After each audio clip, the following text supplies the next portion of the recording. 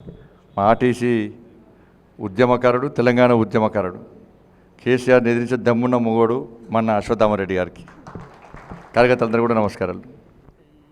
నిన్నటి వరకు కూడా మీ అందరి యొక్క సహకారంతో, కార్యకర్తల యొక్క సహకారంతో, నాయకుల యొక్క ఆశీర్వాదంతో ప్రజా సంగ్రామ యాత్రను 36 రోజుల పాటు ఎలాంటి ఇబ్బందులు లేకుండా, ఎలాంటి అవరోధాలు లేకుండా, ఎలాంటి అపశృతులు జరగకుండా అమ్మవారి దయతో మీ అందరి సహకారంతో పూర్తిగా విజయవంతం చేసినాం. అందుకే ఈరోజు ఉదయం మళ్ళీ భాగ్యలక్ష్మి వారి దగ్గరికి పోయి మళ్ళీ రంగా మళ్ళీ కంకణం కట్టుకున్నా, కాషాయ కంకణం కట్టుకున్నా, కమలపుని గెలిపిస్తామని చెప్పి అమ్మవారికి మాట ఇచ్చి వచ్చిన.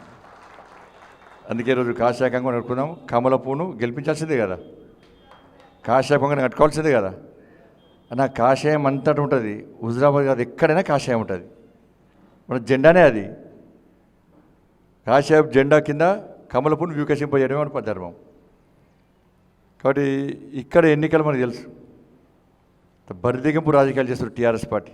ఇదంతా రాష్ట్ర ముఖ్యమంత్రి గారి నేతృత్వంలో సీఎంఓ ఆఫీసర్స్ డైరెక్షన్లో జరుగుతున్నది.